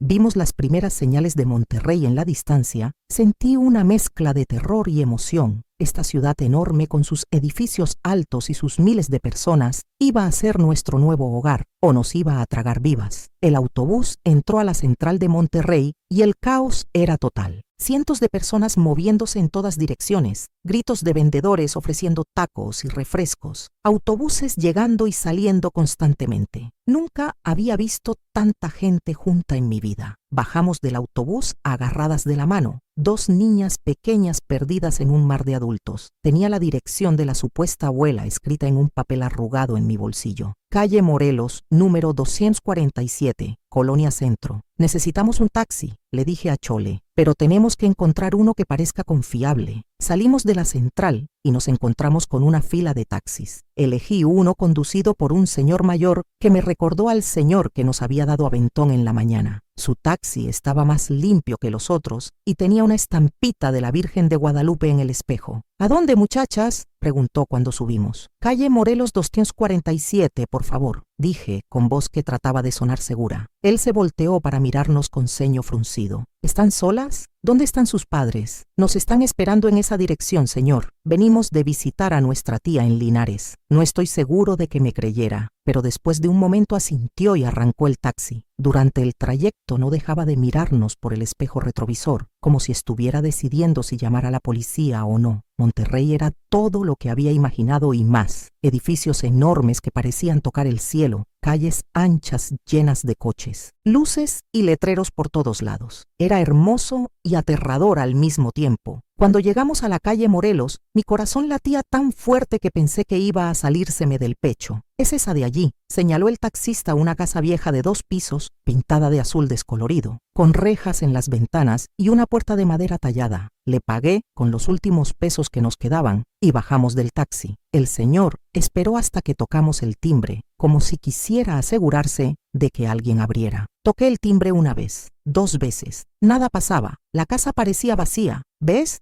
dijo Chole con voz quebrada. «No hay nadie. No existe. Todo fue mentira». «Toca otra vez», insistí, negándome a aceptar que habíamos llegado hasta aquí para nada. Toqué el timbre por 3ª vez, más largo, más insistente, y entonces escuchamos pasos lentos acercándose del otro lado. La puerta se abrió con un chirrido. Una señora mayor apareció, con pelo completamente blanco recogido en un moño, arrugas profundas que marcaban una vida difícil, pero ojos que eran exactamente iguales a los de mamá cuando sonreía. «¿Qué quieren?», preguntó con voz cansada. Saqué la fotografía arrugada de mi bolsillo. «Usted es Dolores Moreno, viuda de Valdés». Ella miró la fotografía y su rostro palideció. «Dios mío», susurró. «Esa es mi hija, Guadalupe. ¿Dónde la conseguiste?». «Porque soy su nieta», dije con voz quebrada. «Y esta es mi hermana Soledad, y necesitamos su ayuda». La señora nos miró largamente, sus ojos llenándose de lágrimas. Entonces abrió los brazos y nos abrazó. Un abrazo que olía a lavanda y a canela. Un abrazo que nos decía que finalmente, después de tanto correr, habíamos llegado a casa. Si diste un salto de fe sin saber dónde ibas a caer, si encontraste ayuda en el lugar más inesperado, si descubriste que el amor de una abuela puede sanar lo que el abandono de una madre rompió, comparte tu historia, porque todos necesitamos saber que los finales felices sí existen, aunque tengas que construirlos tú misma. Doña Dolores Moreno, viuda de Valdés, nos hizo pasar a su casa con manos temblorosas, cerrando la puerta detrás de nosotras, como si quisiera protegernos del mundo entero. Su casa era pequeña, pero acogedora, con muebles viejos pero bien cuidados, fotografías en las paredes y un olor a café recién hecho que me hizo dar cuenta de cuánta hambre tenía. «Siéntense, siéntense», nos decía mientras nos guiaba a la sala. «Dios mío, no puedo creerlo.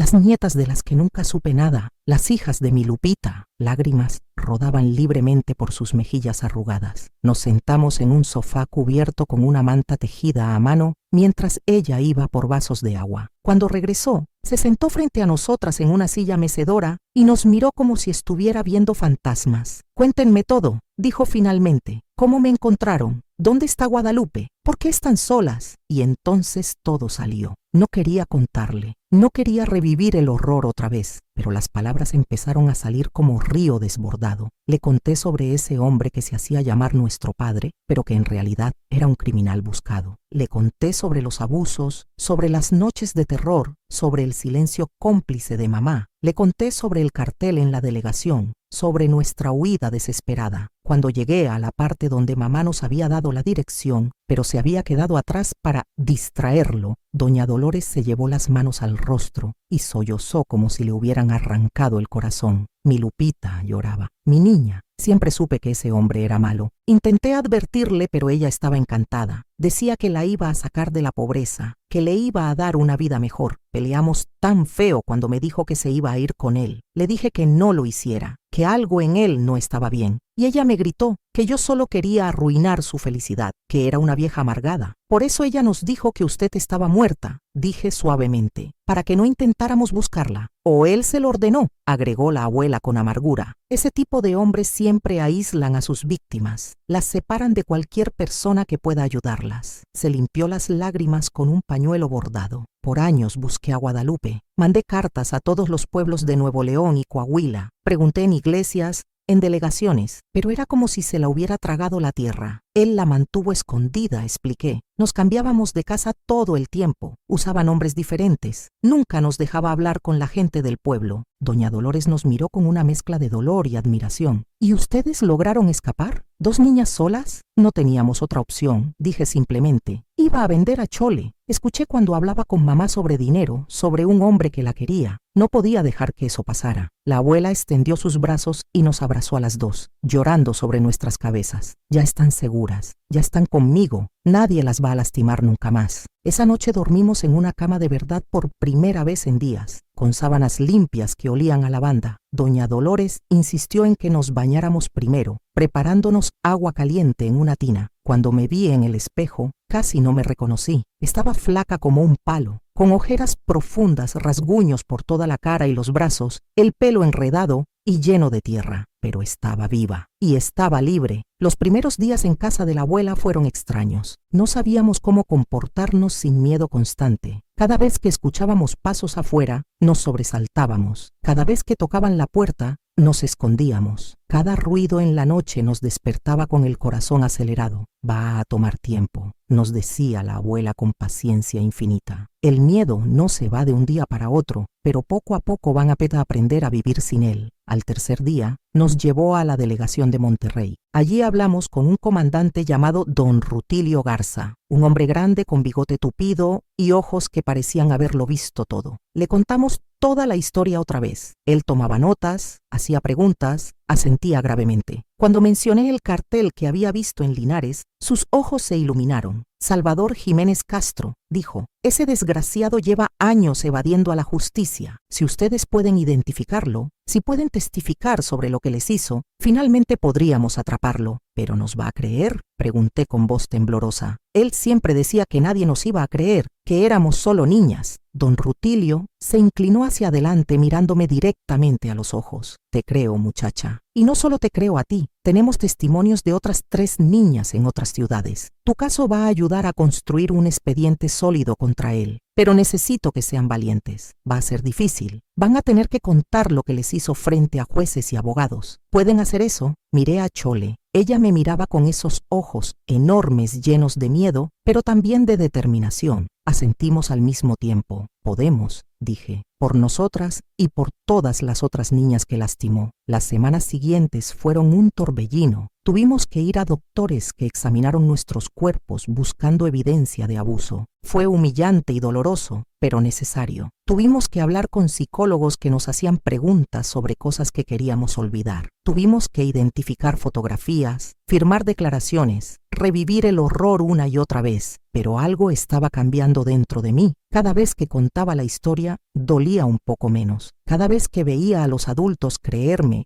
validar mi dolor, sentía un peso menos sobre mis hombros. Ya no era solo una niña asustada, guardando secretos terribles. Era una sobreviviente contando su verdad. Un mes después de nuestra llegada a Monterrey, recibimos noticias. Salvador Jiménez Castro, alias El Lobo, alias Rodrigo Maldonado Santos, había sido arrestado tratando de cruzar la frontera hacia Estados Unidos. Tenía documentos falsos y una maleta llena de dinero en efectivo. Lo atraparon, anunció doña Dolores con lágrimas en los ojos. Ya no puede lastimar a nadie más. Pero junto con las buenas noticias llegaron las malas. Cuando las autoridades fueron a buscar a mamá para tomarle declaración, encontraron la casa vacía. Los vecinos dijeron que habían escuchado gritos la noche que nosotras escapamos. Después, silencio. Mamá había desaparecido. Durante semanas nos aferramos a la esperanza de que estuviera escondida en algún lugar, que apareciera cuando fuera seguro. Pero en el fondo yo sabía la verdad. Ese monstruo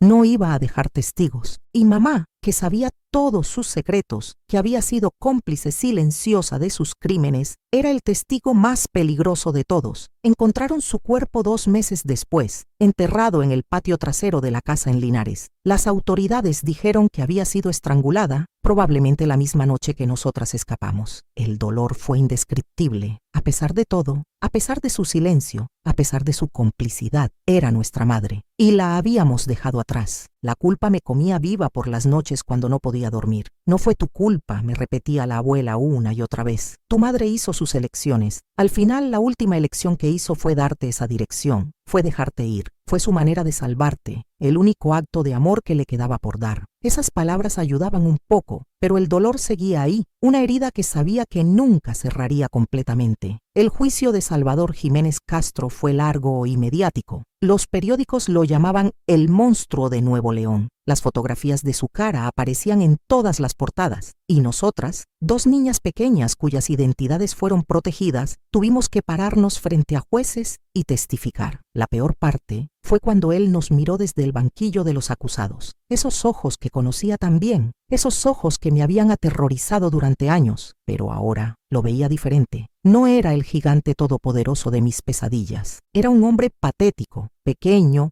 encadenado y derrotado. No tengas miedo de él, me susurró don Rutilio cuando vio que temblaba. Ya no tiene ningún poder sobre ti, ahora tú tienes el poder. Y tenía razón. Cuando abrí la boca para contar mi historia frente al juez, frente a ese hombre que me había robado mi infancia, sentí algo nuevo. No era solo rabia o dolor, era fuerza. Era mi voz, clara y fuerte, contando mi verdad. La sentencia llegó 6 meses después. 30 años de prisión sin posibilidad de libertad condicional. Por asesinato, por abuso de menores, por tráfico de personas, por usar identidades falsas. 30 años en los que no podría lastimar a nadie más. Cuando el juez leyó la sentencia, apreté la mano de Chole con tanta fuerza que probablemente le dolió, pero ella apretó de vuelta, y en ese apretón estaba todo: el dolor compartido, el miedo superado, la libertad ganada. Salimos del juzgado hacia la luz brillante de Monterrey. Doña Dolores nos esperaba afuera con los brazos abiertos. Nos abrazó y lloró, pero esta vez eran lágrimas de alivio, de justicia, de esperanza. Ya terminó, nos dijo. Ya pueden empezar a vivir de verdad.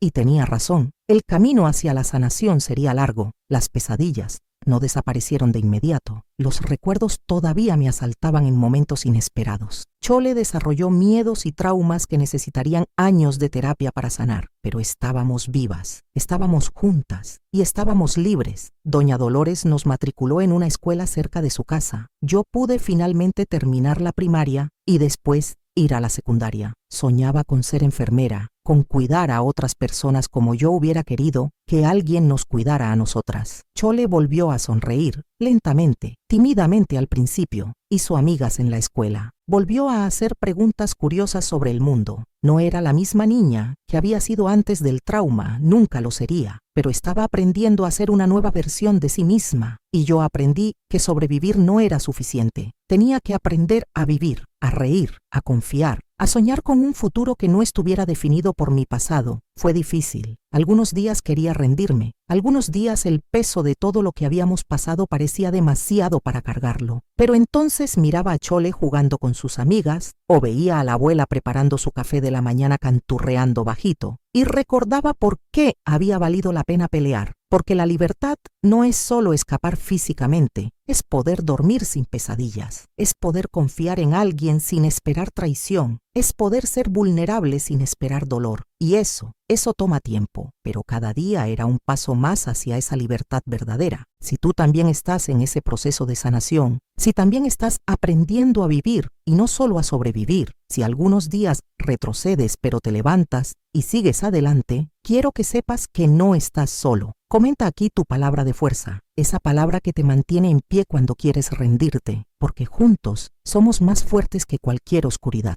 Hoy sentada en el corredor de mi casa en Linares, con mis 82 años cumplidos y mi jardín de hierbas medicinales meciéndose con la brisa, miro atrás y veo el camino completo que recorrí desde aquella niña aterrorizada hasta la mujer que soy ahora. Y puedo decir con el corazón lleno que lo logramos. No solo sobrevivimos, aprendimos a vivir. Pasaron los años en casa de la abuela Dolores, años de sanación lenta pero constante. Ella nos crió con un amor que nunca habíamos conocido, un amor que no exigía silencio, que no castigaba las lágrimas, que celebraba cada pequeño logro como si fuera un milagro. Y para nosotras, cada día sin miedo era exactamente eso, un milagro. Terminé la secundaria siendo la mejor de mi clase. Los maestros decían que tenía un don para las ciencias, que entendía el cuerpo humano de maneras que otros estudiantes no lograban captar. Tal vez era porque había visto de cerca cómo el cuerpo podía romperse y quería dedicar mi vida a ayudar a repararlo. A los 18 años entré a la escuela de enfermería del Hospital Universitario de Monterrey.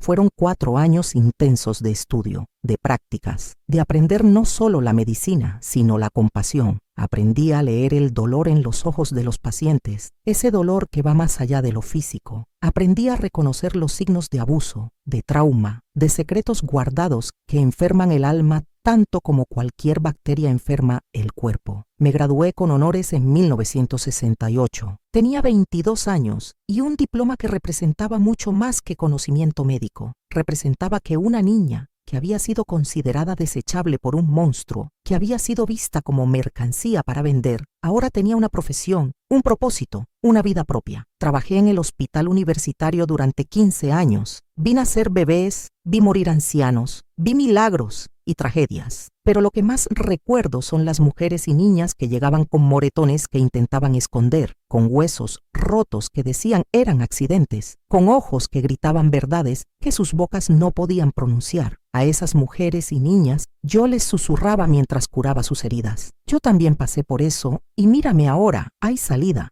Siempre hay salida. No todas me creían, no todas podían irse, pero algunas sí, y esas algunas hicieron que cada lágrima que derramé en mi propia historia valiera la pena. Chole, mi hermosa Chole, también floreció como flor del desierto después de la lluvia. Se convirtió en maestra de primaria, pueden creerlo. Esa niña que había sido silenciada, que habían intentado destruir su espíritu, ahora pasaba sus días enseñando a leer y escribir a otros niños, dándoles las herramientas para construir mejores futuros. Se casó a los 25 años con un hombre bueno llamado Ernesto Salazar, un mecánico de corazón noble que la trataba como si fuera de porcelana. Tuvieron 3 hijos, Guadalupe, nombrada por nuestra madre, Roberto y Miguel. Yo fui la madrina de los 3, y ver a esos niños crecer en un hogar lleno de amor y seguridad fue una sanación que ninguna terapia podría haberme dado. Chole vive en Monterrey todavía, aunque ahora está jubilada. Sus hijos ya son adultos con familias propias. Me visita cada mes sin falta, trayendo nietos y bisnietos que llenan mi casa de ruido y alegría. Y aunque a veces veo sombras en sus ojos, aunque sé que hay noches en que las pesadillas regresan, también la veo reír. La veo abrazar a sus hijos sin miedo. La veo vivir una vida que ese monstruo dijo que nunca podríamos tener. Yo nunca me casé. Hubo hombres buenos que se interesaron, que me cortejaron con flores y palabras dulces, pero algo en mí nunca pudo confiar completamente. El miedo a quedar atrapada otra vez, a perder mi libertad duramente ganada, era más fuerte que cualquier deseo de compañía romántica, pero no estuve sola. tuve mi profesión, tuve mi familia, tuve una vida llena de propósito y significado. Trabajé en hospitales en Monterrey, en Saltillo, en Reynosa, y cuando me jubilé a los 62 años, decidí hacer algo que nunca pensé que tendría el valor de hacer. Volví a Linares. El pueblo había cambiado, claro. Ya no eran solo calles de tierra, había pavimento, más casas, más comercios, pero la esencia seguía siendo la misma. El olor a naranjos en flor, el calor seco del desierto, el sonido del río Pablillo cuando llevaba agua. Compré esta casita modesta en las afueras del pueblo, no muy lejos de donde había estado aquella casa del horror. Algunos me preguntaron por qué regresaría a un lugar con tantos recuerdos dolorosos. Mi respuesta siempre fue la misma, porque no voy a dejar que ese hombre se quede con mi pueblo. No voy a dejar que robe de mí ni un pedazo más de vida. Y aquí, en esta casa que construí con mis propias manos sobre las cenizas de mi pasado, encontré una paz que nunca había conocido. Planté mi jardín de hierbas medicinales. Me ofrecí como voluntaria en el centro de salud.